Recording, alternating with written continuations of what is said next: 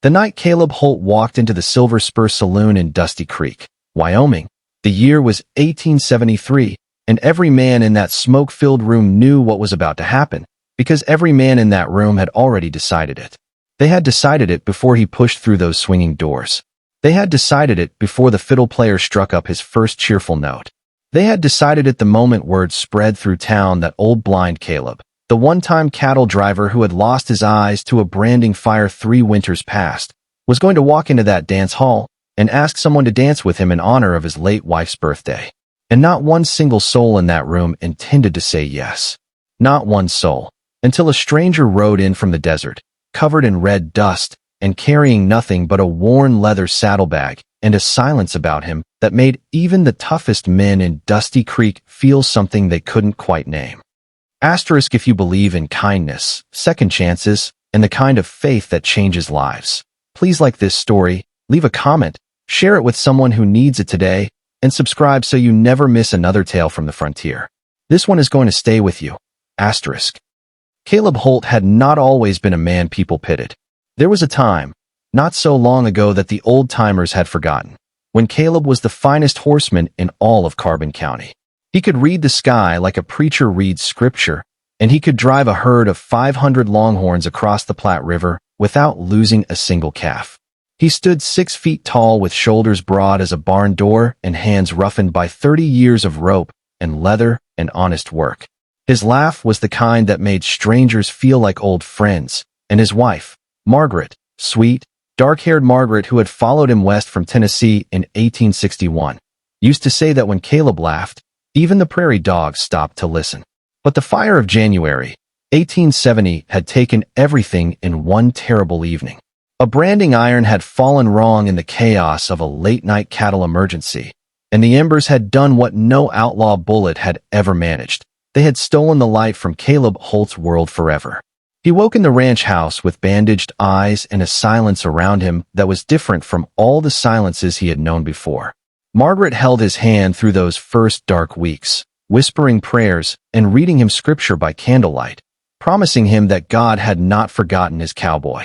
And Caleb had believed her, because Margaret had never told him a lie in 22 years of marriage. Margaret died of fever the following spring, before the wildflowers had even finished blooming on the Wyoming hillside. She left him with a small plot of land, a mule named Chester, a Bible with her handwriting in the margins, and an ache in his chest so deep and so permanent that even 3 years on, Caleb sometimes woke in the night reaching for her hand across an empty blanket. The townspeople of Dusty Creek were not cruel people, exactly. They were simply frontier people, which meant they were practical, and practicality sometimes wore the face of hardness. They brought Caleb meals in the early months. They helped him learn to navigate the 3-block stretch of Main Street with a walking stick carved from cottonwood. But there is a difference between pity and kindness, and what Dusty Creek offered Caleb Holt was mostly pity, a thin, uncomfortable thing that made the givers feel generous without asking anything of their hearts. The children sometimes followed him, not with malice but with the careless cruelty of the young, mimicking his slow, careful walk and his white-eyed gaze turned upward toward a sky he could no longer see. The cowhands at the Silver Spur tolerated him when he came in for his weekly cup of coffee, but they never moved to make space for him at the bar, never offered a hand when he bumped into a chair, never invited him to join their poker games or their tall tales of cattle drives past. Caleb navigated their world like a ghost navigating the living, present, patient, and fundamentally alone. It was his neighbor's boy, young Thomas Greer, barely 16 and soft-hearted enough to still cry at the sound of a coyote mourning in the dark, who had first suggested the dance. Thomas came by the Holt place on a Thursday afternoon in late October to help Caleb mend a section of fence, and while they worked in the cool autumn air, Caleb mentioned that Saturday would have been Margaret's 48th birthday. He said it quietly, the way a man mentions something he has been carrying for a long time, and Thomas heard the weight of it. "You ought to come to the dance at the Silver Spur Saturday night, Mr. Holt," Thomas said, with the earnest confidence of someone who still believed the world rewarded a good idea with a good outcome. Miss Margaret, she loved to dance. Might be a way to remember her right. Caleb had been quiet for a long moment, his rough hands resting on the fence post, his face turned toward the sound of the wind moving through the buffalo grass. Then he said, "You think anybody dance with a blind old cowboy, Thomas?" And Thomas, God bless him, had said, "Yes, sir, I believe they would." Because Thomas was 16 and still believed the best about people. Thomas was wrong, as it turned out. But God was not finished with Caleb Holt Saturday night. The Silver Spur was warm and loud when Caleb pushed through the doors at 7:30, dressed in his cleanest shirt with his silver bolo tie, the one Margaret had given him on their 20th anniversary, and his good black hat brushed to a shine he could not see but had worked at by feel for an hour. The fiddle was playing a reel, boots were hitting the floorboards, and the smell of pine smoke and whiskey and women's rosewater perfume filled the air with a particular kind of Western celebration that Caleb recognized down to his bones, even if he could no longer see it. The music did not stop when he entered, but something did. There was a subtle shift, a tightening of the room's energy, the way a cattle herd tenses before a storm, as people became aware of him. He made his way to the edge of the dance floor with his cottonwood stick and his careful, measured steps, and he stood there for a moment with his head up and his hat in his hands, the way Margaret had always told him a gentleman ought to stand when he meant to ask for a dance. He asked Rebecca Marsh first. Rebecca was a widow woman, kind enough in her way, who ran the seamstress shop on 2nd Street. He heard her voice somewhere near his left shoulder and turned toward it, and he said, "Mrs. Marsh, I wonder if you might honor me with a dance tonight, in memory of my Margaret." There was a pause that lasted just a breath too long, and then Rebecca said, softly, that she was afraid her ankle was paining her something terrible, and she hoped he understood. Caleb said he did, and he turned elsewhere. He asked 4 more women that evening. He asked Grace Holloway, whose husband ranched east of town, and she said she was resting. He asked young Abigail Sutton, who worked the counter at the general store, and she laughed, not unkindly, exactly, but laughed nonetheless, and said she was already spoken for the next 3 dances. He asked Martha Preston, who taught the school children their letters, and Martha had the decency to look ashamed even as she made her excuse about a headache. He even asked old Widow Carver, who was 70 if she was a day, and Widow Carver told him she had given up dancing on account of her knees, though 3 men had watched her dance a full reel not 20 minutes before. And through it all, the fiddle played on, and the boots kept hitting the floor, and Caleb Holt stood at the edge of the dance that was not for him, his hat in his hands, and his white eyes patient, and his jaw set with the particular dignity of a man who has survived far worse than embarrassment and knows it. The room grew quieter by degrees, the way a room does when collective shame begins to settle in like weather. People were watching now, not dancing so much as moving through the motions of it. And there was a quality to the silence growing beneath the fiddle music that felt like something building, though no one could have said what. Some people looked at their boots. Some people looked at their drinks. Thomas Greer stood near the door with his young face full of an anguish he did not have the years to properly process, watching the man he had sent into this room absorb its cruelty with a grace that made the boy want to weep. Then the saloon doors opened, and the stranger walked in. He was not a remarkable-looking man at first glance. Medium height, lean in the way of a man who has ridden long distances on short rations, with trailed dust still red on his dark coat, and a hat pulled low over a face weathered by years of open sky. He might have been 40, or he might have been older. The frontier aged men in ways that made counting their years a guess at best. He had no gun visible at his hip, which in Dusty Creek in 1873 was itself a kind of statement. He stood just inside the doors for a moment, and took in the room with quiet, dark eyes, and those eyes found Caleb Holt standing alone at the edge of the floor in about 2 seconds flat, the way the eyes of a man who has known loneliness always recognize it in another. He didn't order a drink. He didn't look for a table. He set his saddlebag down by the door, removed his dusty hat, and walked across the saloon floor toward Caleb Holt with a directness that made the room go absolutely still. So still that the fiddle player's bow lost its rhythm and then stopped entirely, leaving nothing but the pop of the fire in the stone hearth and the sound of the stranger's boot heels on the floorboards. He stopped in front of Caleb, and he said, in a voice that carried in the silence without being raised, "Mister, I've been riding since sunup, and I could use a dance. Would you be willing to oblige me?" And then, before Caleb could fully process what was happening, the stranger took Caleb's rough, scarred, unseeing hand in his own and held it, easy and natural, the way you hold the hand of a man you have known all your life. Caleb's face in that moment was something that every person in the Silver Spur carried with them for the rest of their lives. It moved through confusion and then a wondering kind of softness and then, finally, a gratitude so profound and so private that several grown men in that room had to look away because they could not bear to witness something that sacred without feeling the full weight of what they had refused to give. "I'd be honored," Caleb Holt said, and his voice was steady, because Caleb Holt was that kind of man.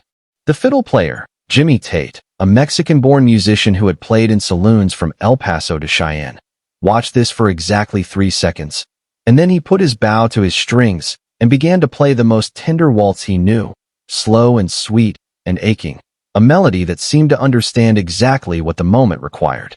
And the stranger danced with the blind cowboy. They were not graceful, exactly. One man sightless and relying on the other's lead, the other dusty and trail-weary, and surely not accustomed to dancing with a man twice his size on a Wyoming saloon floor. But they moved together with a kind of careful dignity that was far more beautiful than grace, turning slowly in the firelight while the waltz rose and fell around them. And the whole room of ranchers and cowhands and frontier women stood in a silence, so complete it felt like church. Caleb moved his lips partway through the dance, and those close enough heard him say, "Her name was Margaret. She loved to dance." And the stranger said, "Tell me about her." And Caleb did, in fragments, in the short sentences of a man who has held something private for a long time and suddenly finds a space large enough to set it down. He talked about Margaret's laugh and the way she made biscuits and how she had followed him west without complaint and raised their 2 boys in a sod house with dirt floors and never once made him feel like she wished she'd chosen differently. He talked until his voice thickened, and then he went quiet, and the stranger held his hand and kept moving with him through the last bars of the waltz, and that was enough. When the music ended, there was no applause at first, just silence, and then Thomas Greer began to clap from his place by the door, slowly, with tears running down his young face, making no apology for themselves, and one by one the room joined him until the Silver Spur was filled with the sound of men and women applauding not a performance, but an act of grace they had just been privileged to witness. Rebecca Marsh was crying. Grace Holloway had her hand pressed over her mouth. Even hard old Sheriff Walt Prescott, who had not cried publicly since his horse died in the spring of 1869, stood with his jaw working and his eyes bright and suspiciously damp. Caleb Holt reached out and found the stranger's arm and gripped it, and he said, "I don't know your name, friend."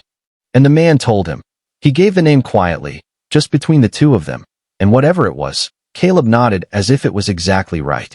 Before the night was over, Rebecca Marsh asked Caleb for a dance herself, her ankle apparently staging a miraculous recovery. Then Grace Holloway. Then Abigail Sutton, who came with red cheeks and a sincere apology whispered close to his ear before she took his hand.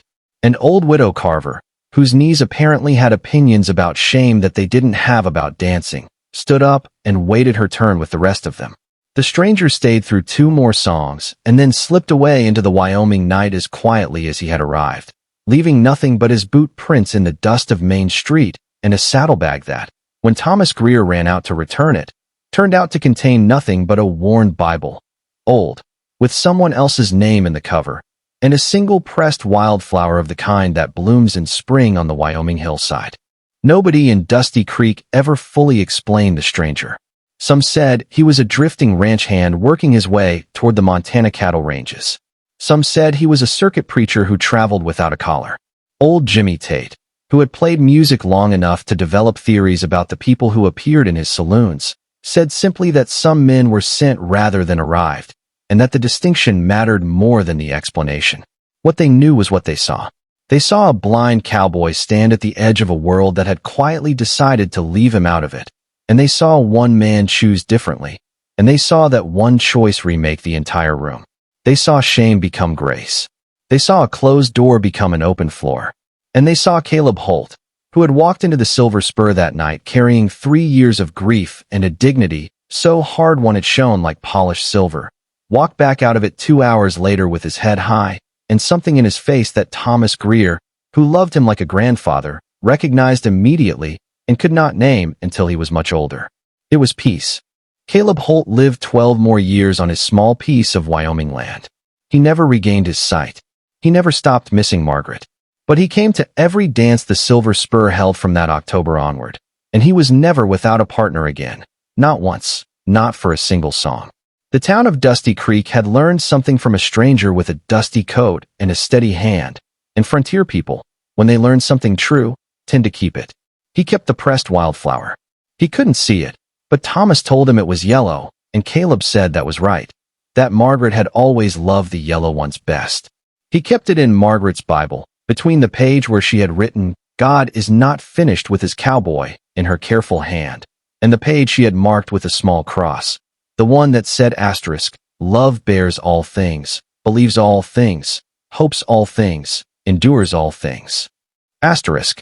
On the last day of his life, in the spring of 1885, Caleb Holt sat on his porch in the early morning with the Bible open on his knee and his face turned up toward a sunrise he could feel but not see.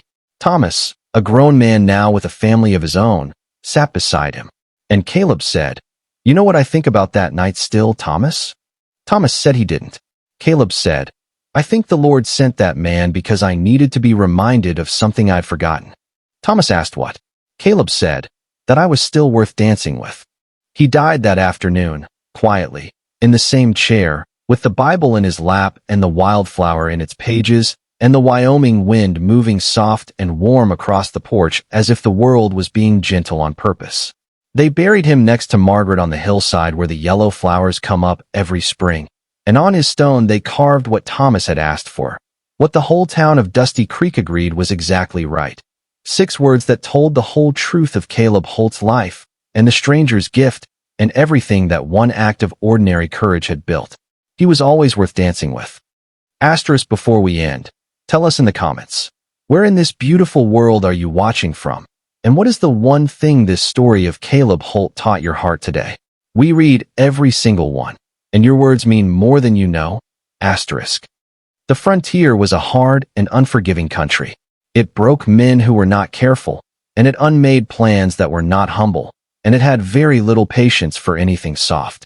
But every now and then, in a dusty Wyoming saloon, in the light of a stone hearth, with a fiddle playing and a stranger's hand outstretched, the frontier showed you something else. Something that didn't have a name in any language practical people used, but that every heart recognized the moment it arrived. Grace. Unexpected, unearned, and absolutely free. And the crowd fell silent. And the music began. And a blind cowboy danced. Asterisk if this story moved something in you. If Caleb's dignity, or the stranger's courage, or Margaret's love reminded you of what matters most in this short life. Please take one moment to like, share, comment, and subscribe. Every share puts this story in front of someone who might need it today. Someone who is standing at the edge of a room, hat in hand, waiting to see if the world will make space for them. Be the stranger. Take the hand. Start the music. Asterisk. God bless you, wherever the trail has taken you.